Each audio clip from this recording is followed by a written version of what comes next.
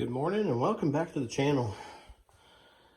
Well, I'm here working on a house and I wanted to show an idea that I don't take any credit for this. It comes from the Vancouver Carpenter. I needed a way to my day job. I carry a bunch of tools in my truck, and I'm a maintenance guy for a property management company. I do a lot of the drywall repairs and stuff like that, so I needed a place to keep, or a way to keep my drywall tools safe and, you know, from getting bent. I actually have one around here somewhere that is bent on the corner because I put something on top of it or whatever in my toolbox and in my truck. And I don't have a van or anything. I have a 2003 Ford F-150 so that I use. So I got this idea from the Vancouver Carpenter. He could probably, in his video, he can show you exactly what the dimensions are and stuff like that. But I use this. I did this in about an hour with scrap materials. Obviously, you can see I haven't painted it or anything. But it's all basically 3/4 inch plywood. I even ripped down a 1x4 for the handle. It's nothing's great, fancy or anything. So, basically it's got 1, 2, 3, 4 3/4 inch pieces in there. I think this is roughly about 4 inches high. And I wanted to try to stick with, I know it's 16 inches from here to here on the inside. If I do make one of these again, I'm probably going to make it just a little bit wider because the mud pan was a little tough. That's why there's like grinder marks on there, and just kind of clean it up a little bit so I could slide the mud pan and the 14-inch mud pan in there. But I got a 14-inch blade.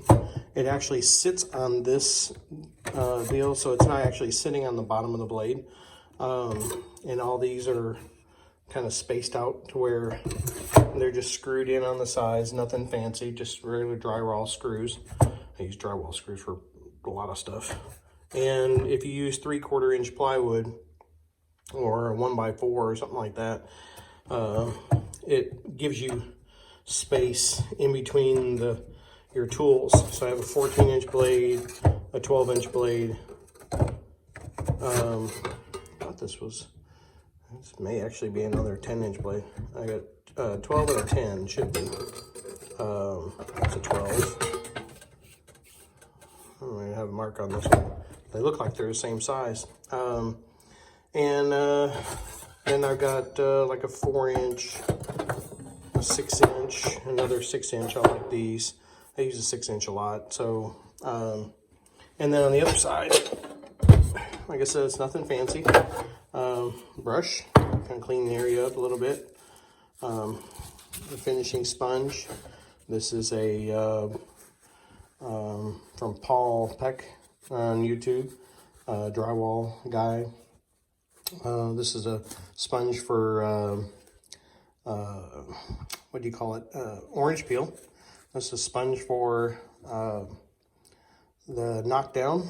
And then I've got a 12-inch pan, a 14-inch pan, my drywall cutter. I think there's a blade in here, a blade knife in there, and keep the majority of my drywall tools in here, ready to go. This actually fits in my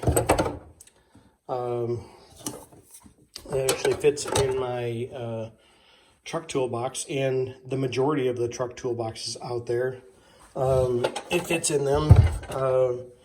I tried it in one of my coworkers' truck and it fit perfectly. So it's like 17 and a half inches from outside to outside. So it's easily fits in most toolboxes. So that's another thing to consider as well. And I probably could have gone and made one more row, but this one was It's plenty good enough for me.